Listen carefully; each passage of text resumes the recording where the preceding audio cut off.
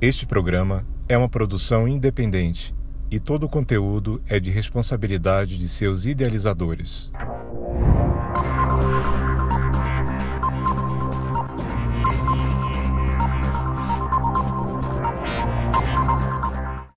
Hoje o nosso bate-papo é sobre Candomblé Angola, que eu tive lá no município de Serra com o Rodrigo Sureiros, o Tata Ludicange, filho do pai Tauá, né? Mas espera um pouquinho. Você não se inscreveu em nosso canal do YouTube? Se inscreva, compartilhe com todo mundo, com os amigos, amigos dos amigos, parentes, amigos de parentes, vizinho, amigo de vizinhos, todo mundo. Você também toque o sininho para você receber as notificações. Dê like, dê gostei, dê joinha, né? Acompanhe-nos pelas redes sociais. Ele é Tata do Inzó da Mameto Quilungi, do município de Serra, né?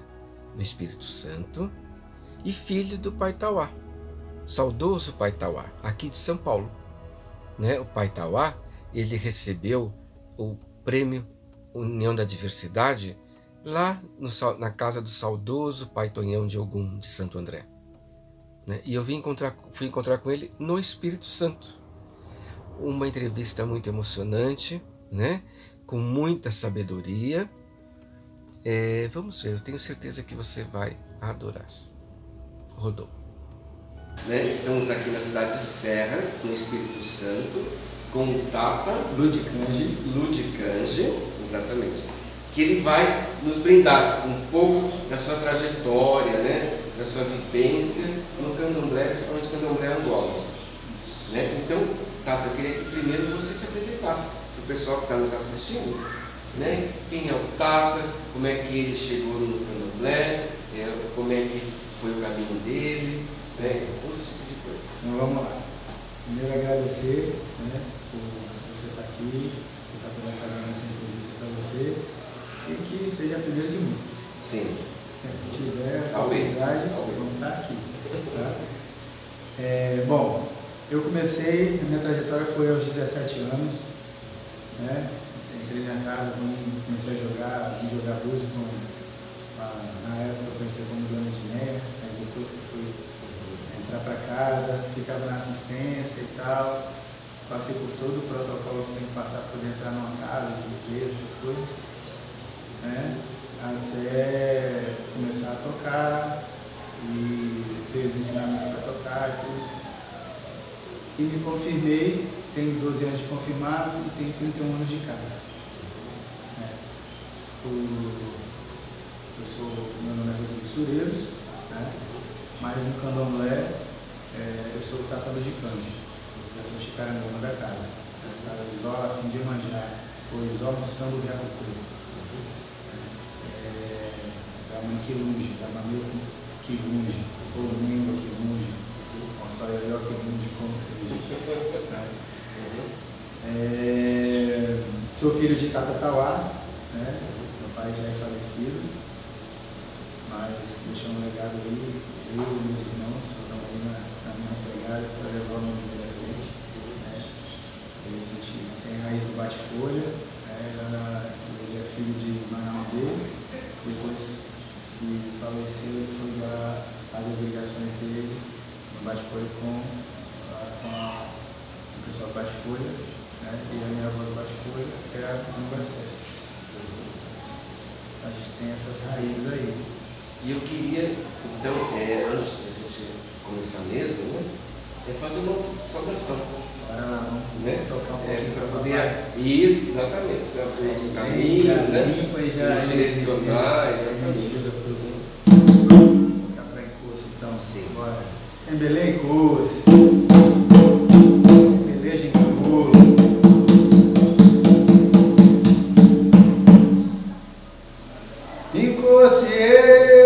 Hoje Gangula, Geneaço de Amatene, Nijipoque.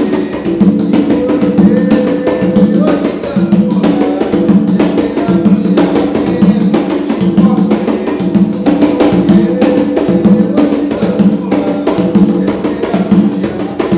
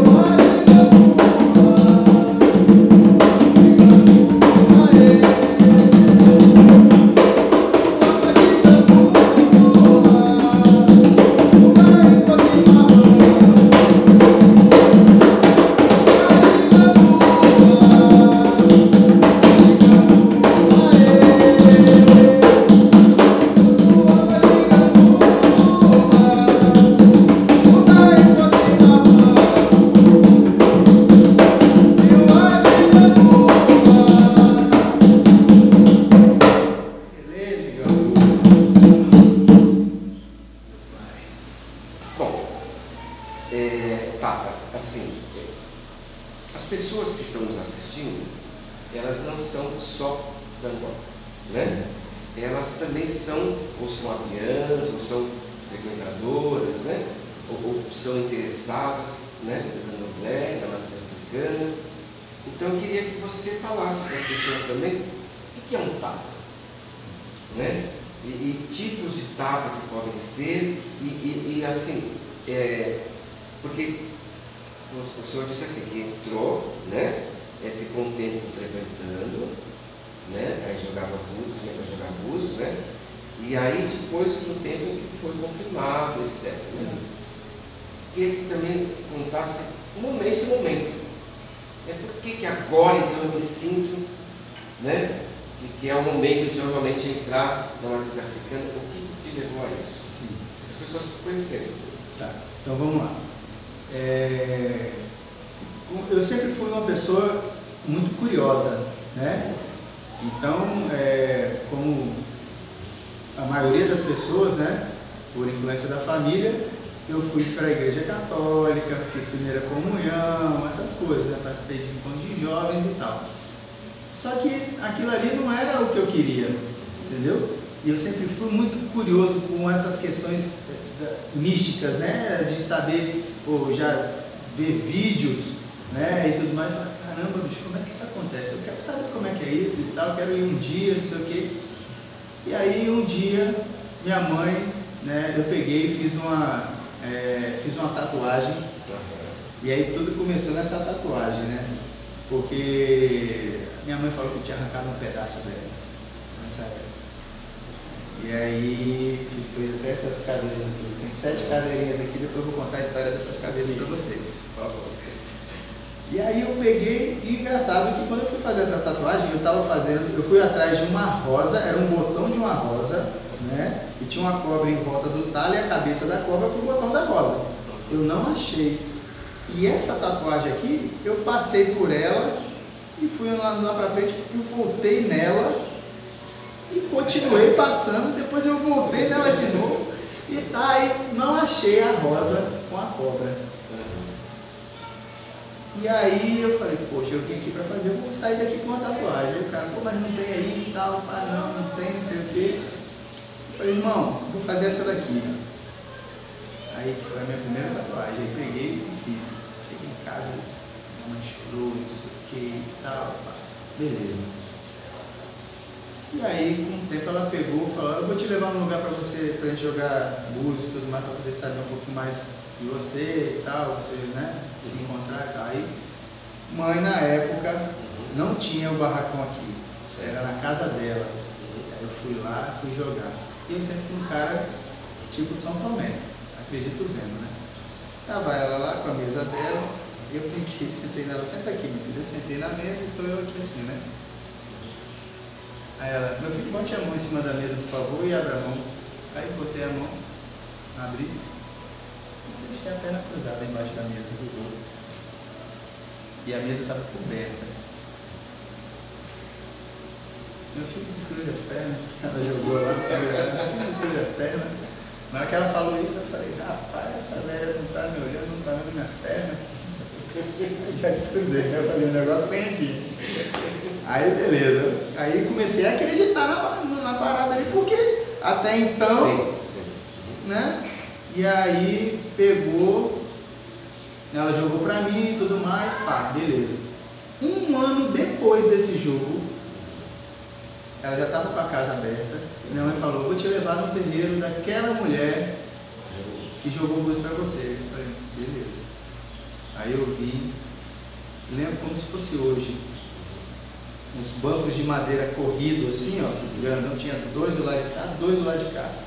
Eu sentei, eu tinha um lá e um lá. Eu sentei aqui na ponta para ver o cara que estava tocando aqui. Foi o que me encantou na parada. E eu ficava ali assim, ó, vendo o cara tocar e tal, eu vi uma, vi duas, vi 3, cheguei e falei assim, falei pra minha mãe, eu quero entrar nessa casa. Aí ela, vamos conversar com a dona e tal, opa. Eu falei, tá. Aí na hora que acabou, né, o Luan desceu, eu cheguei pra ele e falei, você pode me ensinar a tocar? Aí chegou, vamos ver com a minha mãe e tal, Aí beleza. Conversei com mãe e tudo mais, pai, entrei pra casa. Aí, né, fiz limpeza, fiz isso, só que eu não entrei ali tocando. Eu fiz um procedimento que eu vejo que em muitas casas não são feitos, né? Sim. Eu passei aqui, ó, no Se Cansando, bem uns 2, 3 meses no Se Cansando. Aí viu que era vaso ruim mesmo, porque eles falam que tá pegando vaso ruim, né? Se fosse bom virar, você pegava. Você que está falando. Eu escuto muito isso da minha mãe. Você é tão Rogão e Tata e Macota são tão ruins que nem o santo quer pegar. Fala desse jeito. Mas beleza. Aí eu lembro que aí foi esse período, era um período que a casa dá uma pausa até o dia 2 de fevereiro, né? Para poder, que a casa faz sempre o balaio de Iemanjá aqui. E vai levar para o Pi. Então nessa pausa que teve e tudo mais, eu fiquei vindo aqui, né, para o Fábio me ensinar, para o Luan me ensinar a tocar. E aí ele ficava ali lavando a bicicleta dele ali na porta, ele passava aqui para mim o que era para fazer, aí a marcação, agora faz a marcação é essa aqui, aí eu ficava, aí, tá rápido, mas de novo, aí isso, para agora, e foi assim até chegar lá na festa. E na festa eu peguei, toquei junto com ele, e daí pra lá eu comecei a ficar tocando e tudo, participar do que eu podia na casa, né? Mediante o que eu era e tudo, e não era confirmado. E aí, depois de um tempo, Caiá pegou, a Ventese na verdade, pegou e me suspendeu. Né? E aí eu fiquei como Tata suspenso, né? E nessa onda eu estava querendo fazer, eu vi que eu tinha que dar a minha obrigação e tal, só que eu não tinha dinheiro.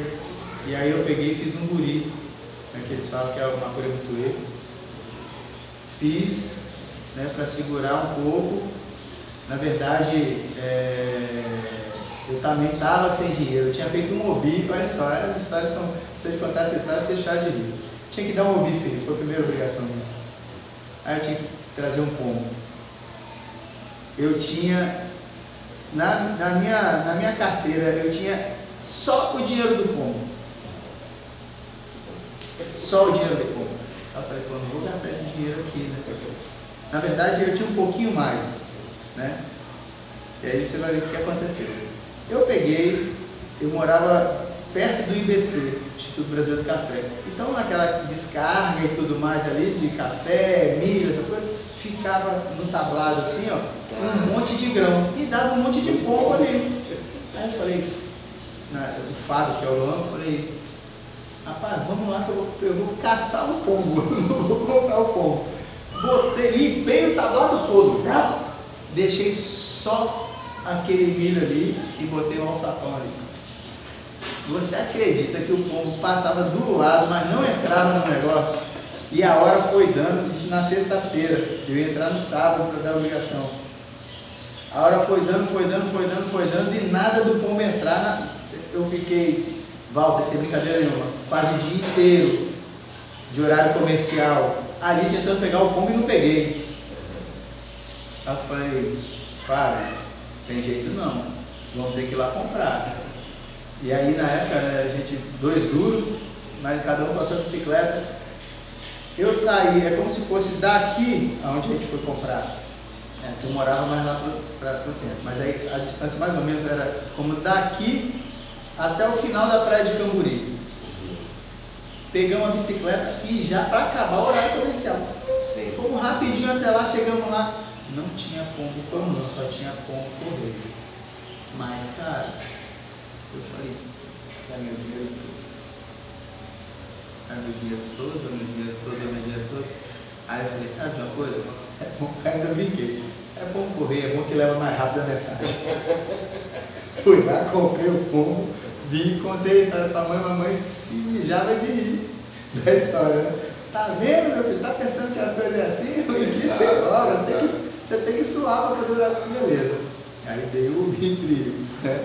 Nessa história toda. Aí depois passou o tempo e tal, aí fui dar o meu uma pergunta ele. E aí... Quantos você tinha nessa época? Aí, eu já estava já com uns 20 e poucos anos, quase 30 já. Aí eu fui dar uma coisa muito ele, eu estava sem grana, só que eu sempre estava ajudando aqui na casa a fazer as coisas.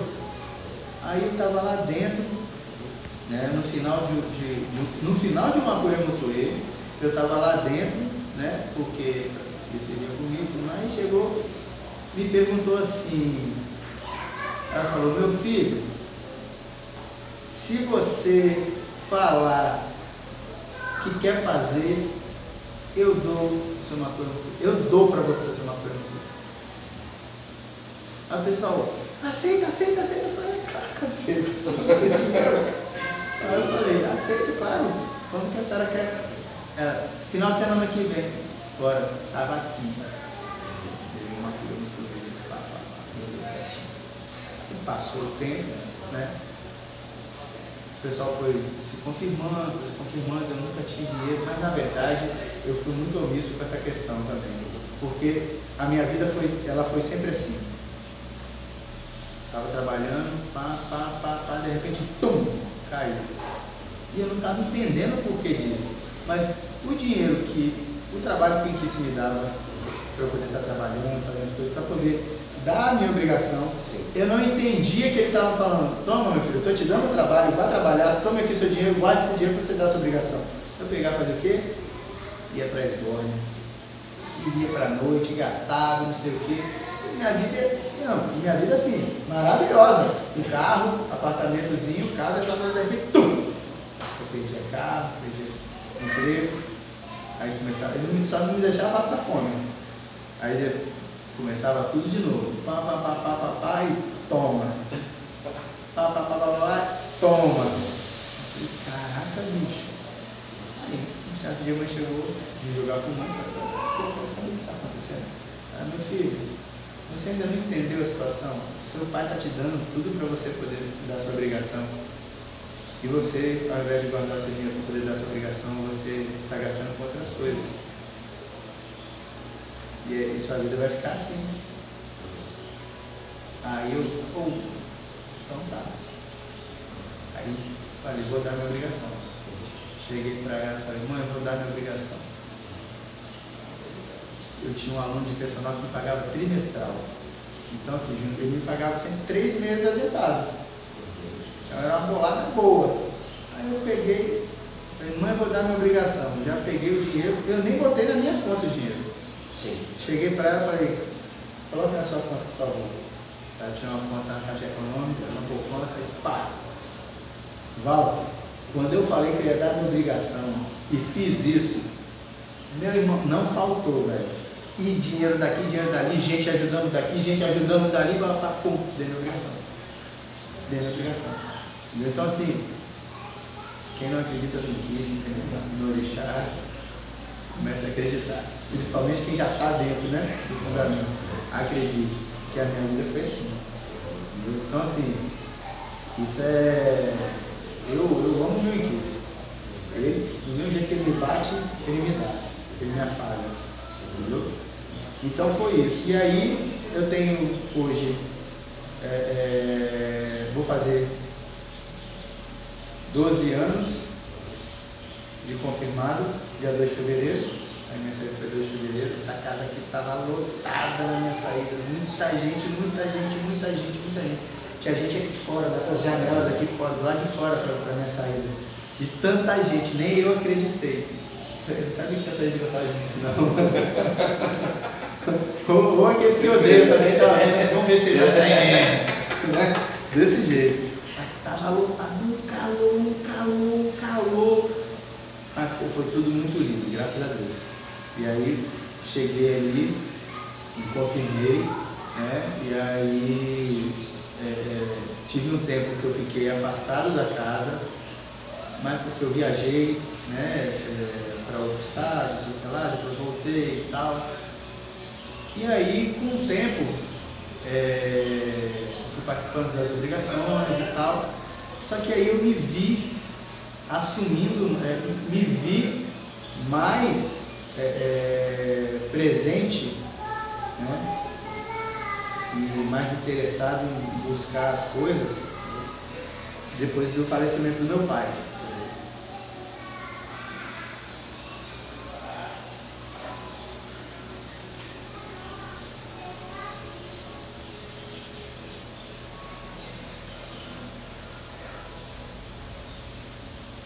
É uma história, né? É a história, junto com a história, vem os sentimentos. Assim, eu não pude ir muitas vezes a São Paulo, mas às vezes que ele estava aqui e às vezes que eu fui lá, eu só tive bons ensinamentos. E aí, hoje, depois que ele foi embora, aí foi quando minha ficha deu uma caída e falou assim, e agora? Quem é que vai continuar?